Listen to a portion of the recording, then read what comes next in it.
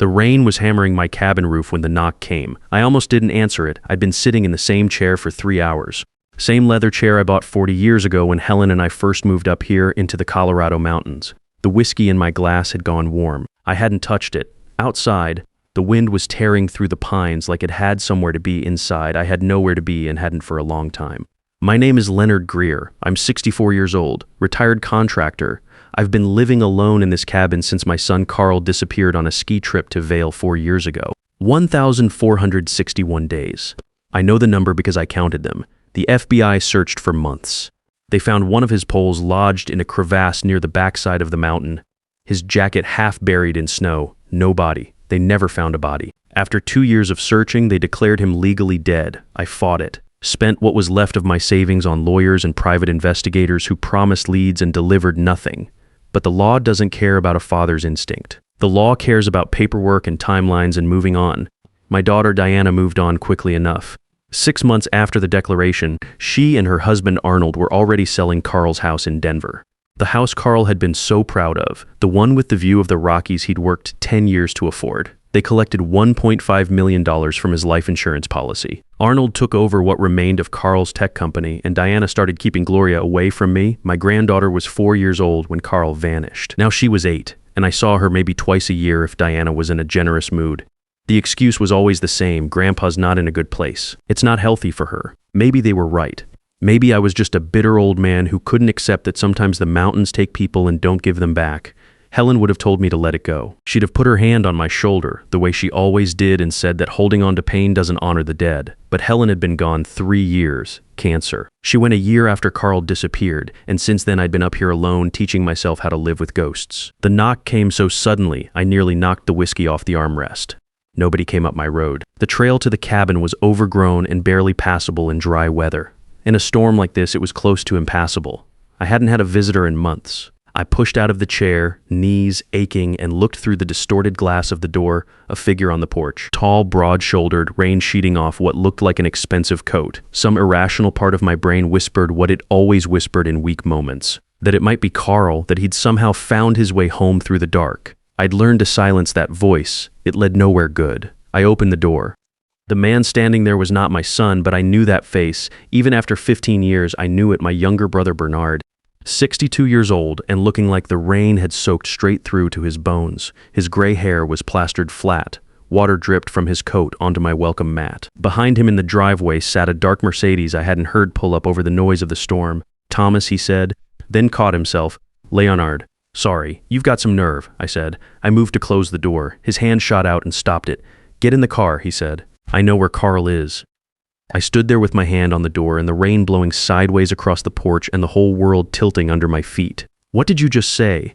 "Carl is alive." He looked at me, and I saw something in his face I had never associated with Bernard in my entire life. Desperation. Real desperation, not the performed kind.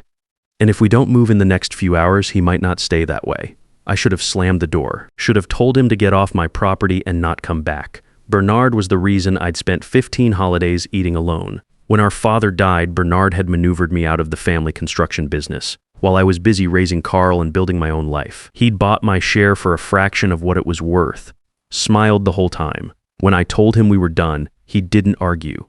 He just left, and he stayed gone through Helen's funeral, through Carl's wedding, through Gloria's birth, through all of it.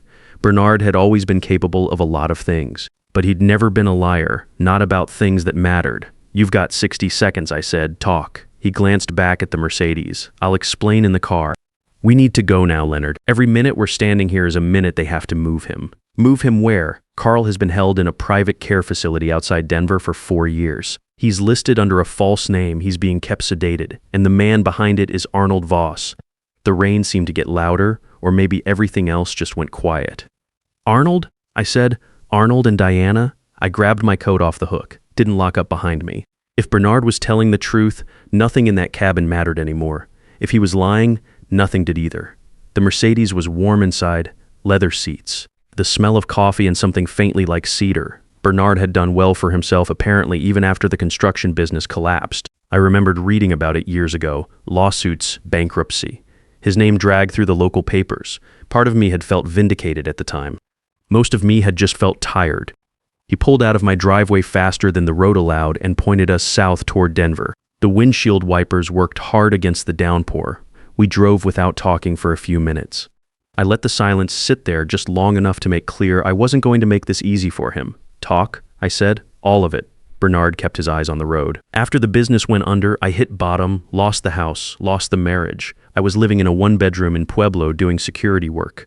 Then one afternoon, I helped a woman track down an ex-husband who'd skipped out on child support payments. She paid me $200, and I realized I was good at finding people who didn't want to be found.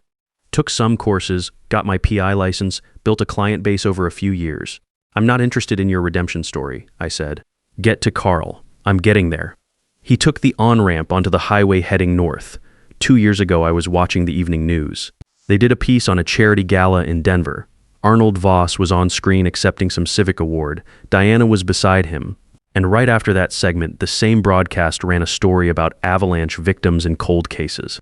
Carl's disappearance came up. They showed his photo. He paused. I recognized Arnold. Years back, when I still had the construction business, I'd crossed paths with him during a bid on a commercial development project. I didn't get the contract, but I remembered Arnold because there were rumors about him even then. Kickbacks, offshore accounts. The kind of man who builds everything on a foundation nobody's allowed to inspect. So you started looking into him. Just curiosity at first, but the deeper I went, the worse it got. Bernard reached into the center console and pulled out a thick envelope, set it on my lap. Open it. Inside were bank statements, printed emails, photographs. I held them up toward the window where the passing highway lights gave me just enough to read by. Account statements from shell corporations registered in Panama, wire transfers going back 5 years, all originating from Carl's company. Amounts that started modest and grew bolder over time, the way financial crimes always do once the criminal realizes nobody is watching.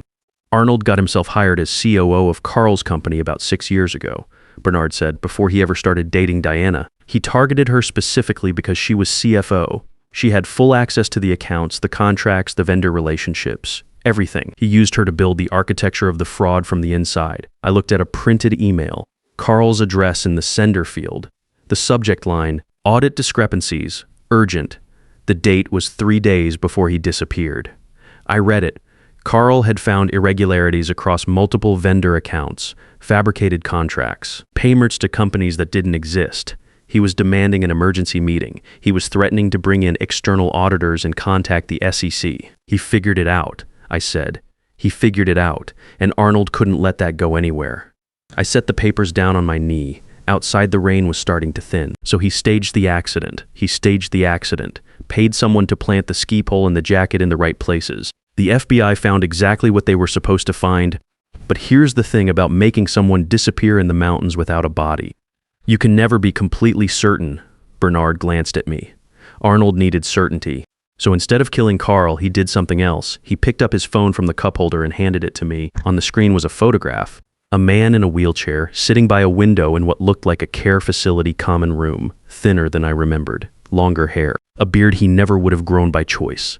His hands rested in his lap like they belonged to someone else. His eyes were fixed on a TV across the room. I knew that face. I had known that face for 36 years. Something cracked open in the middle of my chest. Where is this? I said. My voice didn't sound like mine. A private neurological care facility on the outskirts of Denver. Carl is registered there under the name Edward Walsh. Admitted 4 years ago following a hiking accident. No family listed. No prior medical records anywhere in the country because there aren't any. His bills are paid through a trust administered by a law firm that traces back through 3 layers of corporate structure to Arnold Voss. I stared at the photograph, at my son sitting in that chair like a man who'd forgotten he ever had a life outside that room. The staff don't know, Bernard said. They're not in on it. They think he's a genuine brain injury patient. But whoever's managing his prescriptions has been keeping him on a cocktail of antipsychotics and sedatives heavy enough to make sure he never gets lucid enough to ask the right questions or try to leave. Diana knew, I said. It wasn't a question. Bernard was quiet for a moment. Diana knew he was alive. Arnold had too much on her by then. She was 5 years deep into the embezzlement. He used that as leverage, kept her in line. I thought about the memorial service. Diana standing next to me in that church, crying, holding my hand, looking me in the eye and saying she was so sorry, and then 6 months later signing paperwork to collect $1.5 million while Carl sat in a room 60 miles away, medicated into oblivion, unable to remember his daughter's name. "There's one more thing you need to know," Bernard said. "I looked at him about a year before Carl disappeared. He came to you with concerns about Arnold. About some financial decisions Arnold was pushing. You talked him through it, told him Arnold was solid, that he was reading too much into it." I remembered exactly. "I vouched for Arnold," I said. "You vouched for Arnold." I turned back to the window. The highway lights slid past in the wet dark. I'd liked Arnold. He was easy to be around, easy to trust, the kind of man who made you feel like your judgment was good just for knowing him. Carl had come to me uncertain, and I'd sent him back reassured. I'd walked my son straight toward the thing that was going to destroy him. "Leonard," Bernard said quietly, "you couldn't have known." "No," I said, "but I should have listened to him." We drove the rest of the way in silence. The facility was on the southwestern edge of Denver, tucked into a residential area behind a row of mature cottonwoods that hid it from the main road. From the outside, it looked like a boutique hotel someone had converted into a medical building. Modern architecture, lots of glass, well-maintained grounds. The kind of place where the price tag was high enough that nobody asked too many questions. Bernard parked in the visitor lot and killed the engine. The rain had stopped somewhere on the last stretch of highway. The parking lot was quiet, a few cars, security lights that lit the entrance without being aggressive about it. "Visiting hours end in 40 minutes, Bernard said. "Here's how this goes. We're Edward Walsh's brothers. You're the older one. We tracked him down through one of those DNA ancestry websites after years of searching. I have forged authorization documents from the trust administrator. The receptionist will check them and wave us through because the paperwork is good and because nobody expects someone to walk in off the street with a cover story this specific. And if it doesn't work, then we figure something else out. But it's going to work." He reached into the back seat and pulled out a folder. "There's one more layer you need to know before we go in. I've been working with an FBI agent named Frances Aldridge for 6 months. Major financial crimes. I've been feeding her the evidence piece by piece, letting her build the federal case properly so it holds up in court. She has warrants ready. Her team is staged 2 blocks from here. The moment we confirm Carl is inside and make contact, I send her one text, and this place is surrounded inside 10 minutes. I looked at him. "You've been running this for 6 months, and you're only telling me now. I needed the evidence solid before I brought you in. If I'd come to you a year ago with half a case, you'd have driven straight to Arnold's house and blown the whole thing." He met my eyes. "I know you, Leonard." He wasn't wrong. "What about Diana?" I said. "Frances has been in quiet contact with her for 3 weeks. Diana knows it's over. She's made her choice. Full cooperation in exchange for reduced charges and supervised access to Gloria going forward." I didn't say anything to that. I didn't have anything to say yet. We went in. The lobby was warm wood paneling and soft lighting, and a young woman at the reception desk who greeted us with the kind of professional smile that comes with training rather than feeling. Bernard did the talking. He was fluid and natural about it, the way a man gets after 8 years of telling stories that have to hold up under pressure. Long-lost brothers. DNA ancestry website, years of searching finally paying off. He slid the authorization papers across the desk. She examined them, taped something. Frowned slightly at her screen. I kept my hands loose at my sides and my face neutral. Then she smiled again. "Of course, Edward should still be in the common room. You'll have about 35 minutes before we ask visitors to wrap up for the evening." She came around the desk. "I'll take you back." The hallway smelled like industrial cleaner underneath something floral they were using to cover it. Through open doorways, I saw other residents. Elderly men and women in wheelchairs. Middle-aged patients staring at televisions. The machinery of lives that had been interrupted and stored. Helen had spent her last weeks in a place not completely unlike this. I had hated every minute of it. The common room was larger than I expected. A dozen or so residents scattered across mismatched furniture. A TV on the far wall running a nature documentary that nobody seemed to be watching. And there, in a wheelchair position near the window with a view of the darkened parking lot, was my son. He was thinner than the photograph had prepared me for. The photograph had been taken from a distance. Up close, I could see how much weight he'd lost. How the clothes they'd put him in hung loose. How his hands sat in his lap with no particular intention behind them. His beard was longer than any version of Carl I had ever known. His eyes were on the TV but not seeing it. Just resting there, pointed at the screen the way a camera points at a wall. I took a step toward him and Bernard's hand caught my arm. "Slowly," he said under his breath, "we're meeting him for the first time. Remember, right? Edward Walsh, not Carl Greer, not my son. A stranger we were hoping to connect with." Bernard pulled 2 chairs close to the wheelchair and sat in one. I took the other. The receptionist had drifted back toward the doorway. giving us privacy the way staff do when they think they're witnessing something sentimental. "Edward," Bernard said quietly. "My name is Bernard. This is Leonard. We've been looking for you for a long time." Carl's eyes moved from the TV to Bernard's face, slow, like moving through water. There was nothing behind the look, no flicker of recognition, just a kind of chemical stillness that made my stomach turn because I understood now what it meant. They had not broken him, they had simply switched him off. "I don't know you," Carl said. His voice was thicker than I remembered. Slower. The voice of a man thinking through fog. "I know you don't," Bernard said. "We're going to explain everything." I couldn't wait. I leaned forward and took Carl's hand in both of mine.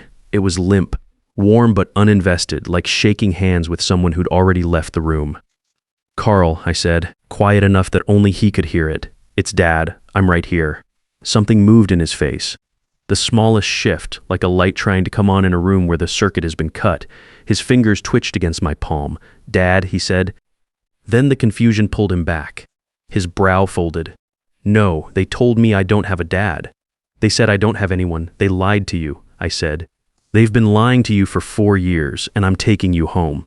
His eyes were wet. He didn't seem to know why. That was when the door to the common room opened, and a man in a white coat walked in fast, his expression already arranged into something that was trying to be authority and landing closer to alarm.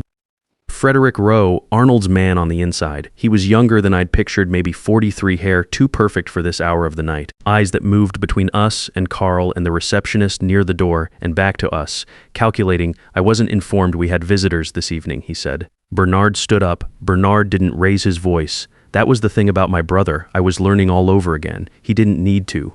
"Dr. Rowe," he said, "we have authorization from the trust administrator. The receptionist verified our credentials when we came in. We're Edward's brothers. We've been searching for him for years." Rowe's eyes flicked to the receptionist, who gave a small confirming nod. Something shifted in his expression, not relief. Recalculation. "I see," he said, "and you are Bernard Walsh." "This is our brother Leonard." Bernard kept his tone cooperative, the kind of calm that doesn't give a man anything to grab onto. "We're not here to cause disruption. We just want to understand Edward's condition and explore whether there are options for his care going forward. His care is being managed appropriately," Rowe said. He moved closer, positioning himself between us and Carl in a way that was probably instinct by now. Any changes to his treatment plan or placement would need to go through the trust administrator and require significant medical review.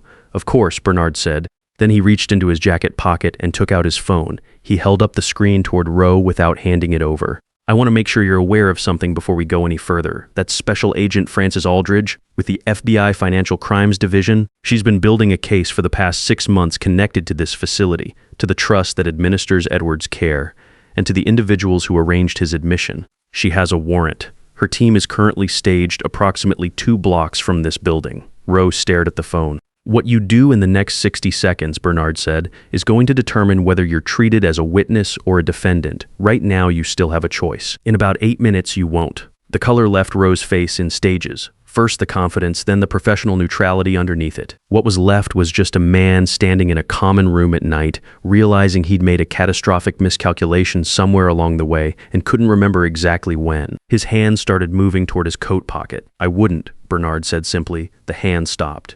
"Go back to your office," Bernard told him. "Sit down.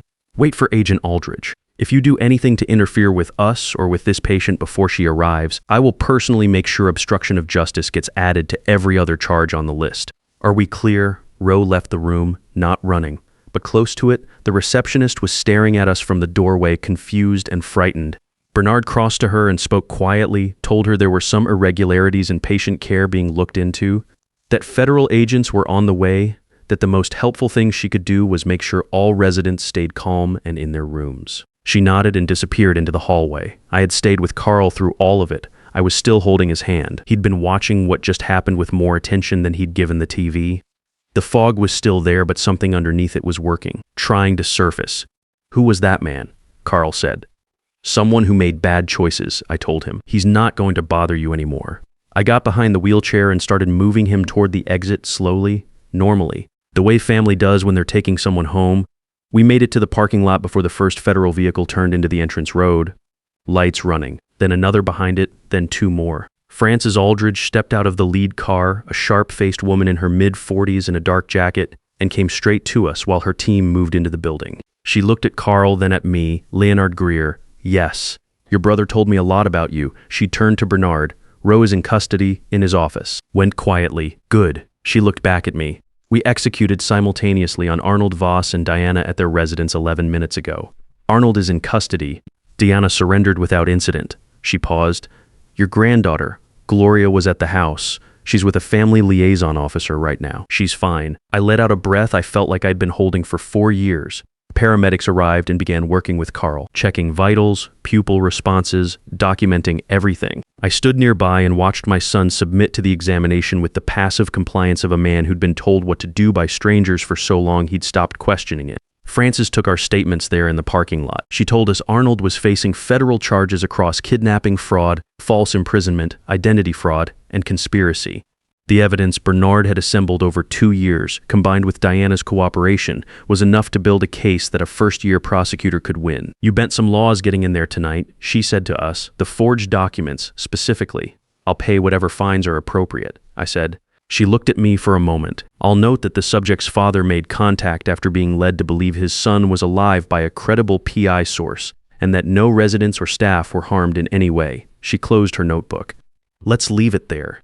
They transported Carl to Denver General. I rode in the ambulance. Bernard followed in the Mercedes. A neurologist named Dr. Patricia Webb met us in the emergency department and spent 2 hours running assessments. She came back to the waiting room where Bernard and I were sitting in plastic chairs drinking bad coffee and said what she'd found. Years of inappropriate medication had left Carl in a suppressed cognitive state. But there was no structural brain damage, no permanent injury. Given proper medical management and time, she expected him to recover most of his function. How much time, I asked. Weeks to months, she said. Everyone responds differently. But his baseline cognition appears intact underneath the pharmacological suppression. That's the important thing. Bernard and I sat in those plastic chairs for another 3 hours before they let us see him. When we finally walked into Carl's room, he was propped up slightly in the hospital bed, an IV line in his arm, monitors beeping softly. His eyes were clearer than they'd been in the common room. Not all the way back, but closer. He watched us come in with something that was starting to look like recognition. I pulled a chair up beside the bed. Hey, Dad, he said, and it was his voice. Not the slurred, slow thing from the wheelchair. His actual voice. I put my hand over his and didn't say anything for a moment. Is Gloria okay? He said. She must be so big now. I kept trying to hold on to her face, but the medication. He stopped. Everything kept going fuzzy. She's safe, I said. She's going to see you soon. And she is big. She's 8 years old, and she's going to lose her mind when she walks through that door. Carl looked at the ceiling. How did you find me? I glanced at Bernard, who was standing in the doorway like a man who wasn't sure he'd been invited all the way into the room yet. Your uncle found you, I said. Carl turned his head toward the doorway. Bernard was still standing there, one hand on the frame, the other at his side. The posture of a man who'd done something real and wasn't sure he was allowed to feel good about it yet. Uncle Bernard, Carl said. I thought you and Dad hadn't spoken in years. We hadn't, Carl said. 15 years, I said. Carl looked between us, and you still came. Bernard crossed the room then. Slowly, he stopped at the foot of the bed and put both hands on the rail. I should have started looking the moment you disappeared. I should have been the first one making calls and pulling records and pushing the FBI to keep the case open. I wasn't. I got there late. He paused. I'm sorry it took me so long. Carl was quiet for a moment. Then he said, You found me. That's the part that matters. Something moved through Bernard's face that I hadn't seen there in a very long time, maybe ever. He nodded once and pulled up the chair on the other side of the bed. The three of us sat together in that hospital room with the monitors beeping and the hallway noise filtering in under the door, and it felt like something that had been broken for a very long time was at least in the same room as all its pieces for the first time. I looked at my brother across my son's bed. He caught the look. Neither of us said anything. We didn't need to. Not yet. 15 years of silence doesn't dissolve in one night, but it can start to if you let it. Stay, I said, at least until morning. Bernard leaned back in the chair. I've got nowhere to be. 3 weeks later, I drove up into the mountains with Gloria in the passenger seat. She'd been staying with a family friend during the legal proceedings while the courts sorted out custody arrangements and Diana worked through the terms of her cooperation agreement. The FBI had arranged a child therapist who was good with kids. Smart woman, patient. Gloria knew her father was alive. She knew he'd been sick. She knew he was better now and wanted to see her. She held my hand the whole drive up anyway. Carl was sitting on the cabin porch when we pulled in. He was stronger than he'd been in the hospital. The weight was starting to come back. He stood when he heard the truck on the gravel. Gloria saw him through the windshield. She had the door open before I got the truck fully stopped. She crossed the yard at a dead run, and he came down the porch steps to meet her and caught her when she hit him, both arms around her, lifting her off the ground the way he used to when she was small enough to toss in the air. She was crying before she got to him. He was already there. I stayed by the truck. Some moments aren't yours to be in the middle of. You just get to witness them. And that's enough. That's more than enough. Bernard was leaning against the porch rail. He'd driven up from Denver that morning with groceries and a bottle of decent whiskey and the kind of presence that doesn't require explanation anymore.